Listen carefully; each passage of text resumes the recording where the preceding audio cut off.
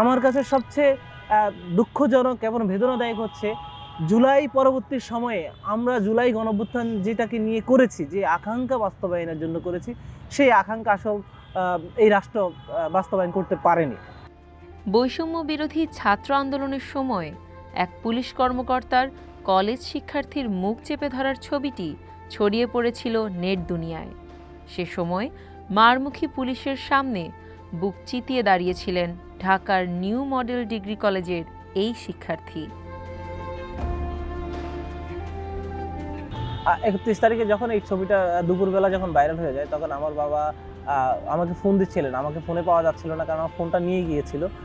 পরে আমি আর ফোনটা পাইনি। পরে সিম উঠানোর পরে 3 দিন পরে যখন আমি উঠাইতে সক্ষম হলাম, তখন আমার বাবা কান্না করে নাই, আমার জাস্ট অনেক শক্ত স্বরে বলছে যে তুমি বেঁচে আছো, আমি অনেক খুশি, তবে এই বেঁচে থাকা যেন মানুষের জন্য হয়। প্রায় 1.5 বছর পর পেছনে ফিরে কি দেখেন নাহিদ?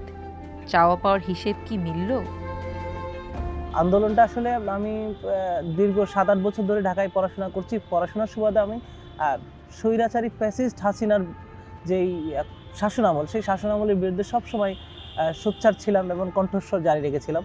এবং আমার মূলত যে ইচ্ছাটা জাগছে যে আমি রাজনীতি কেন করব, কাদের জন্য করবো, মূলত আমি চেয়েছি এদেশের আপামর জনতার নির্যাতিত নিপীড়িত মানুষের কণ্ঠস্বর হয়ে ওঠার জন্য।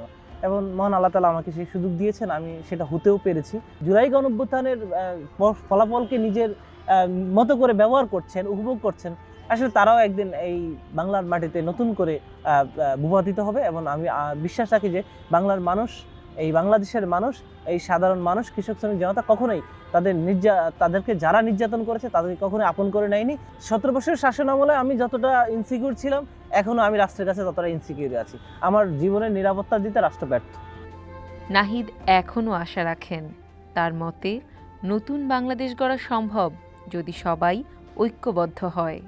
আমার বাংলাদেশের মানুষের কাছে আমার সর্বশেষ একটা মেসেজ দিতে চাই যে আপনারা যারা আমাকে দেখছেন, আমার মতো বিপ্লবী মানুষদেরকে পছন্দ করছেন, আমাদের মতো বিপ্লবীদের জুলাই গণঅভ্যুত্থানের অবদানকে স্মরণ করছেন, এখনও আপনাদের কাছে আমাদের আহ্বান থাকবে, আসুন আমরা ঐক্য গড়ে তুলি এবং এদেশের মাটি থেকে, এই বাংলাদেশ থেকে চিরতরের সন্ত্রাস, চাঁদাবাজ, দুর্নীতিবাজ, ঘুষখোরদের বিতাড়িত করি এবং স্বপ্নের সোনার বাংলা গড়ে তোলার একধাপ এগিয়ে যাই আপনাদেরকে সাথে নিয়ে, এবং আমরা সকলে মিলে আমাদের সেই কাঙ্ক্ষিত স্বপ্নের সোনার বাংলা গড়ে তোলার অংশীদার হয়ে নিজেদেরকে প্রতিষ্ঠিত করি।